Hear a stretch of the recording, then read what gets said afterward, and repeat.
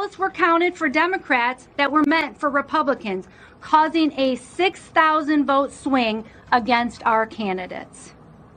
The county clerk came forward and said tabulating software glitched and caused a miscalculation of the votes. Since then, we have now discovered that 47 counties use this same software in the same capacity.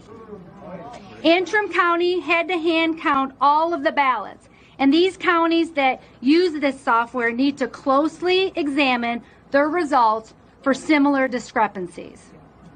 The people of Michigan deserve a transparent and open process. What is the vehicle for the transmission from the ICP? Is it cellular modem versus VPN? It is a cellular modem that can be configured in a VPN, right? And we currently in Chicago-Cook County, we work with Verizon to secure that network. So we would have the same capabilities here. What wireless chipset / modem does the hardware have? We support a variety. It's really up to the jurisdictions what technology they want to use, what's compatible with their networks. Currently, in some jurisdictions, we're using basically a modem that is a 3G modem, GSM, but we can support multiple varieties of modems that can be, including latest 4G standards as well. So that answers the next question: is it 3G or 4G? Verizon, AT&T, or Sprint? I'm assuming all. Yeah, all networks. Right. Just as a point of fact, yeah. I mean, we actually transmit from the ICP in Mongolia as well, so we're not limited in networks. And in Puerto Rico, there is 3 vendors because the island is not covered by any of the vendors completely. So we use 3 different cellular vendors for some ICPs with this vendor, Claro, AT&T, and T-Mobile, I think, in the different parts of the island. So. In the dupes room, number 4, and this is the duplication room. I observed with my Democratic partner the preparation of a new ballot since the original one was soiled or wouldn't go through the tabulators. I read her a Trump Republican ballot, and as soon as she entered it into the system, the ballot defaulted on the screen to a Biden Democratic ballot. We reported this to the supervisors, and others in the room commented that they had witnessed the same manipulation. We were never told what, if any, corrective action was taken. All I know is the next day I was called outside the room that I was working in signature verification by the supervisor saying, I understand you caused some problems this week, and saying that you thought our machines were not working correctly. And I was being the one that was scolded. And I was told at that point in time I could not discuss anything or talk about what was going on, as many people were threatened because they were told that their voices would be suppressed. They would be either have to leave the room and not work there again.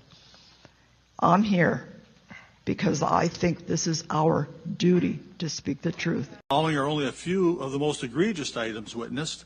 I was not allowed to perform my job, and from what I observed, were any of the GOP challengers in accordance with Michigan laws. We were constantly prevented from getting close enough to see what was going on with respect to the ballots.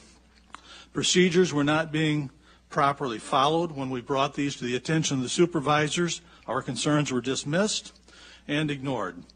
We observed ballots being backdated from 11/4 to 11/2, and data being entered into the computers for these mail-in ballots. Poll workers were entering ballot information from new mail-in ballots, including dates of birth of 1/1/1900, into the electronic poll books and processing those ballots for tabulation. The information wasn't in either the electronic poll book or the paper supplement book prior to that.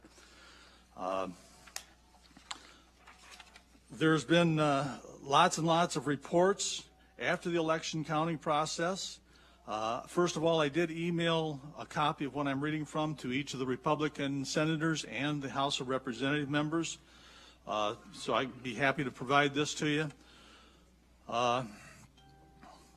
Dead people were voting. I sent a website to that effect, and the list that they had up to that date was 17,327 randomly checked Michigan voters that were registered for voting and were above the age of 80. Every name on this list has voted in the 2020 election. Check for yourself, and has also been found in one or more of the obituaries online. This is the most important election in my lifetime, and I think the most important election in the history of our republic. Every legislator, whether seated in the House or the Senate, whether Democrat or Republican, took an oath to defend the U.S. and state constitutions of the U.S. and Michigan against enemies both foreign and domestic. Time is of the essence, and now is the time to fulfill that oath. Despite what the media is telling everyone, there are mountains of evidence that voter fraud occurred on a massive scale, the likes of which we've never witnessed in the country. 168,000 votes. 138,000 was it, Tim? Yeah, 138. 138,000. You see the same. And see, look, this makes no sense. This is not even statistically possible where you have linear movement along voting like this, so you have a skyrocket. It should have been moving along. The argument is these are votes that came in, and they all came in at once. But the thing that's the irony of it, every last one of them broke for Biden? There was not a Trump vote in there. They all vote, and you do not have a place in any state.